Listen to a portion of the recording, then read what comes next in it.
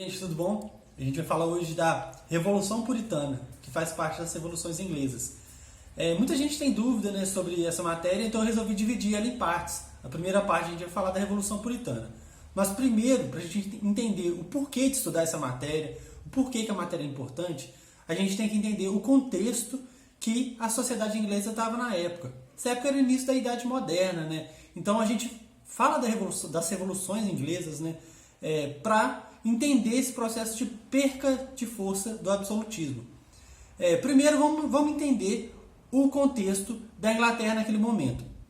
Uma nova classe estava crescendo, que era a classe que era chamada a nova nobreza, que eram as gentry, que eram aquelas pessoas do campo, né? Os barões lá do campo que estavam adquirindo os títulos de nobreza.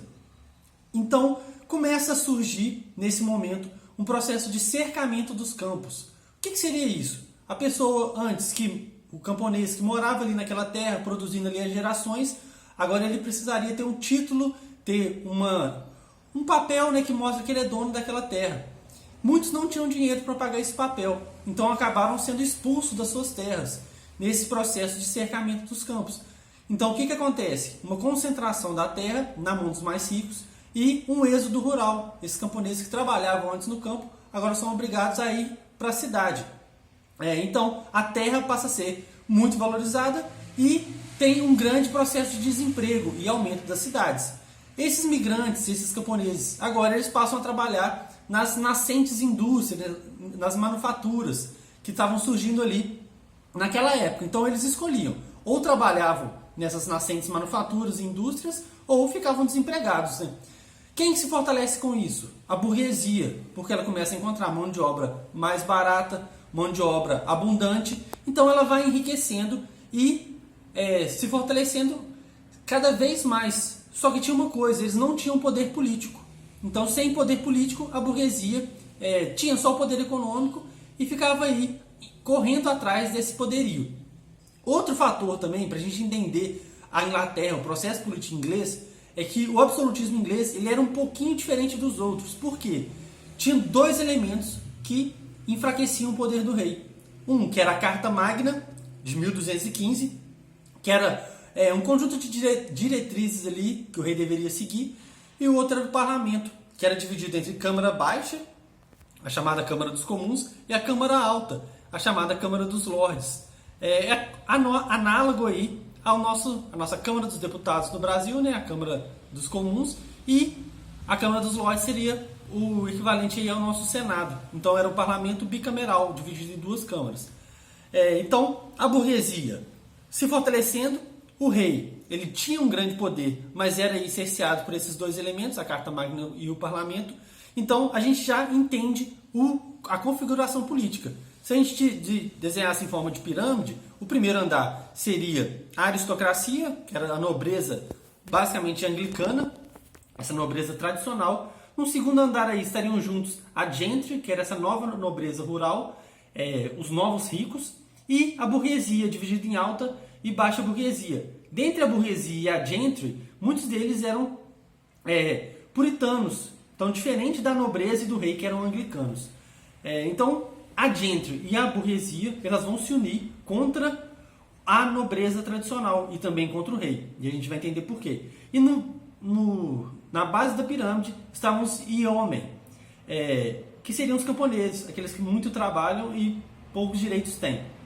Então nesse problema, nesse contexto, juntando aí a gentry mais a burguesia contra a nobreza e o rei, a gente vai vendo aí o contexto da Revolução Puritana.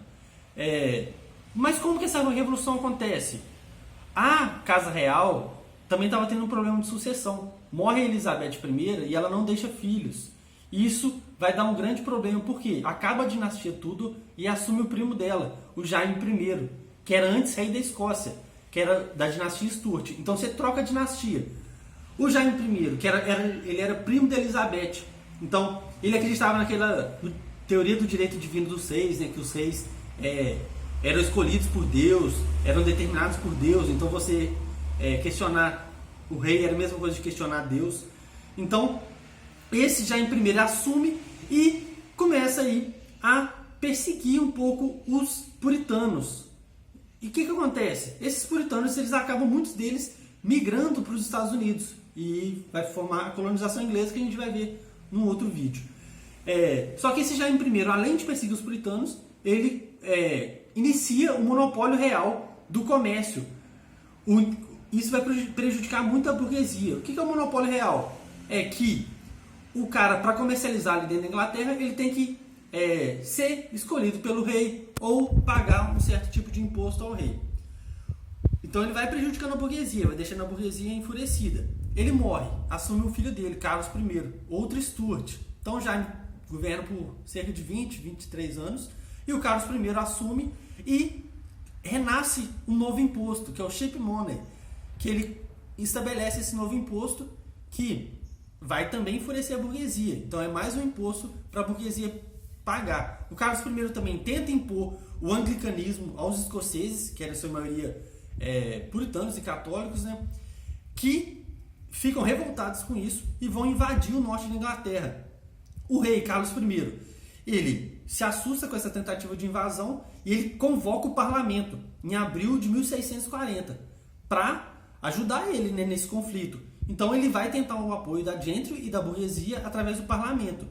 Eles não dão esse apoio para o rei. Já estavam insatisfeitos, né? A burguesia estava insatisfeita com o rei, com os impostos, com o monopólio real, com essa tentativa de imposição religiosa. Lembrando que a gentry e a burguesia era na sua maioria puritana e o rei anglicano.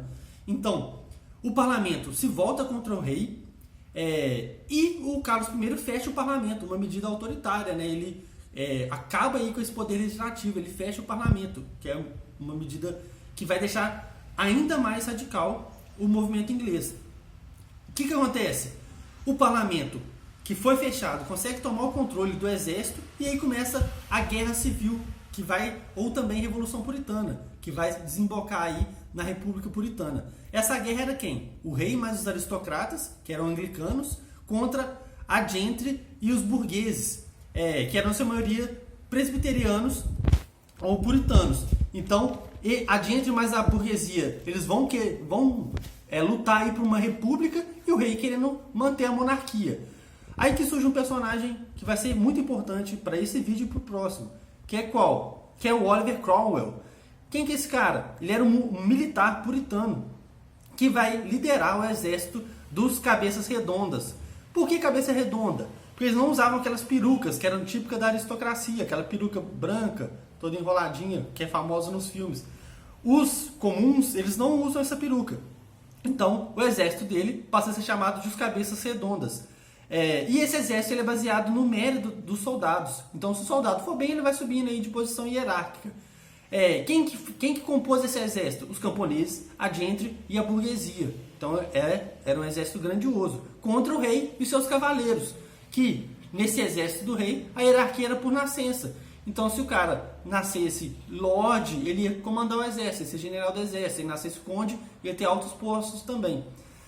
Como o exército era menor, o exército do rei era menor, ele perde a batalha. A principal batalha foi a de Naseby, em 1645. Ele perde essa batalha, foge para a Escócia, lá ele é preso. Então, a Escócia, que tinha invadido a Inglaterra, consegue prender o rei. O que eles vão fazer? Eles prendem o rei e veem uma grande oportunidade de riqueza, de resgate. Então eles pedem, falam, a gente pode vender o rei para vocês, mas vocês vão ter que pagar uma grana boa. O parlamento, o antigo parlamento, liderado agora pelo Oliver Cromwell, junta esse dinheiro, resgata o rei, pega lá o rei, mas eles lutaram contra o rei, por que eles vão resgatar o rei? Eles vão resgatar o rei para depois executá-lo, cortar a cabeça dele. Então eles cortam a cabeça do Carlos I. Então, o Oliver Cromwell e seu exército vencem essa guerra civil, essa revolução puritana e proclamam a República Puritana, que a gente vai falar no próximo vídeo. Então, espero que vocês tenham aí gostado. Valeu, obrigado.